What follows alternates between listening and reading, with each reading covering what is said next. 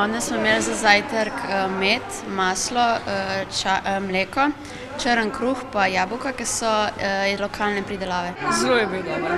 Kaj najrajši od tega ješ, kar je bilo danes na mizi? Mleko pa maslo. Ali pa tudi jabolka, tako med malco pa tako. Tako kot otroci iz osnovne šole Dolenjske Toplice in vrtca je danes zajtrkovalo 272 tisoč otrok po vsej Sloveniji. Domačo hrano, če je le možno, iz bližnje okolice. Namen te akcije pa je v prvi vrsti pri otrocih vzpodbujati zdrave prehranjevalne navade.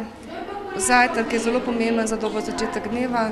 Redna prehrana in pestra prehrana je pomembna za rast in razvoj otrok. Doma pridelana hrana je bolj zdrava, ima več vitaminov in mineralov.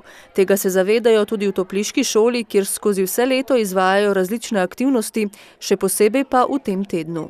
Imamo projekt uvajanja ekološke in lokalne hrane v šolsko in tudi vrtčevsko prehrano, ker v okviru naše šole deluje tudi vrtec. Potem imamo shemo šolskega sadja, imamo zelo aktivno komisijo za šolsko prehrano, kjer so vključeni starši in učenci še posebej. Na ministrstvu so nekoliko omilili pravila za javno naročanje, tako imajo v šolah več možnosti, da nakupujejo pri lokalnih ponudnikih. V topliški šoli so poleg zajtrka pripravili tudi tržnico domačih dobrot, kjer so otroci spoznavali različno doma pridelano hrano. Torej, če se otroci od malega v tem duhu vzgajajo, potem me ne skrbi za usodo naše družbe, našega kmetijstva, podeželja.